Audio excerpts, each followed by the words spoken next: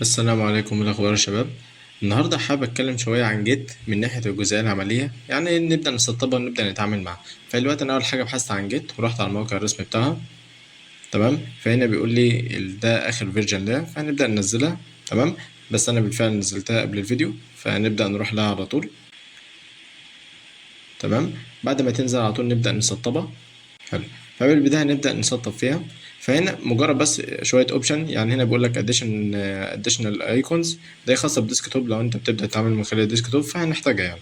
تمام، بعد كده بيبدأ يقول لك ان انت عايز تعمل ويندوز اكسبلور انتجريشن، يعني تبدأ تعمل مع حاجة اسمها جيت باش وجيت جي او اي. الجي او اي زي ما احنا قلنا في البداية هي عبارة عن جيوغرافيك يوزر انترفيس، وده عبارة عن جي او اي خاص بالجيت بس، يعني بتنفذ الاوامر بتاعة جيت بس بالجي او اي.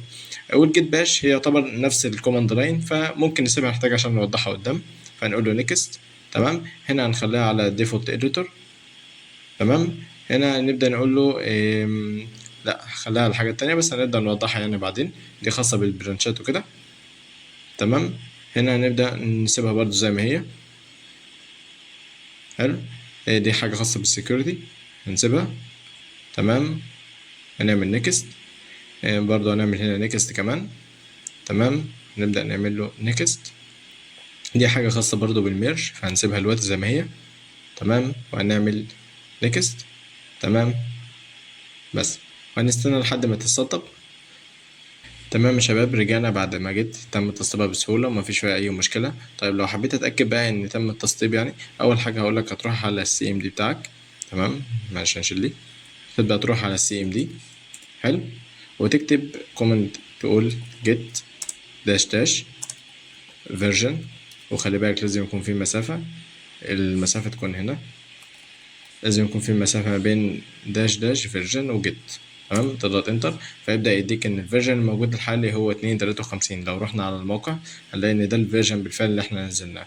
تمام، تعالى بقى نفهم ايه الفرق ما بين جيت باش والجي او اي جيت جي او اي. جيت جي او اي خلاص عرفنا ان هي مجرد بتنفذ الاوامر بتاع الجيت بس من خلال الجي او اي.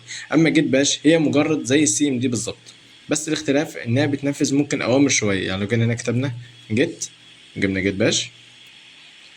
تمام، فلو جينا هنا هي نفس الفكرة برضو، يعني لو نفذنا الأمر اللي احنا نفذناه في البداية، فهتيجي تقول مثلا هنا ايه get داش داش version.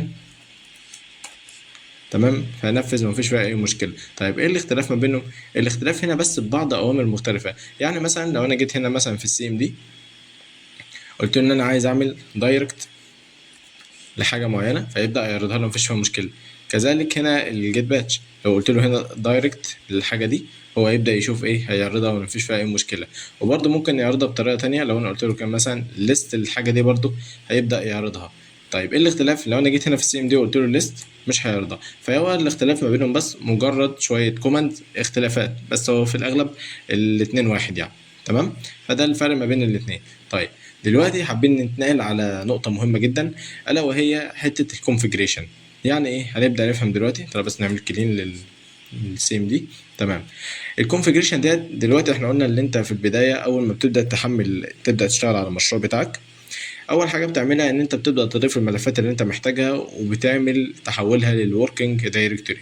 وهنا الوركينج دايركتوري ديت مجرد ان انت بس بتقول للجيت خلي عينك على المشروع بتاعي.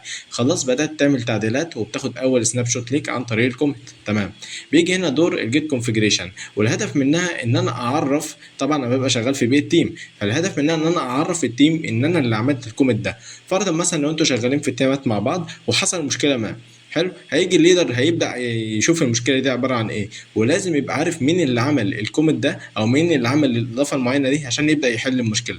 فهي دي فايده الجيت كونفيجريشن. تمام، فعايزين نبدا نعرف جيت دلوقتي بعد ما عملنا الانستوليشن، عايزين نبدا نعرفها الكونفيجر نعمل كونفيجريشن ليها. فقال لك هتبدا تعمل تكتب جيت كونفيج داش داش جلوبال. وجلوبال دي معناها ان انت هيبقى على مستوى المشاريع اللي موجوده. تمام، وهتبدا تقول له مثلا هبدا اعطيك اليوزر دوت ايميل.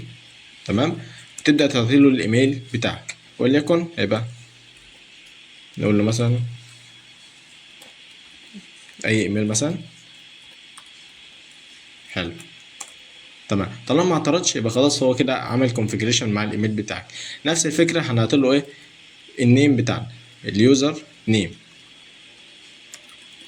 تمام. هنبدا نشيل بس الجزء دي مثلا، قول له عمار عماد. طيب بعد كده خلاص عمل كونفيجريشن خلاص مع الجيت، وبالتالي اي كومنت هتسيفه هيقول لك ان اللي عمل الكومنت ده هو الايميل ده، وان صاحب الايميل ده هو عمار عماد. تمام. دي كان بس مقدمه بسيطه عن جيت وان احنا نعمل انستوليشن. اشوفكم الفيديو الجاي والسلام عليكم.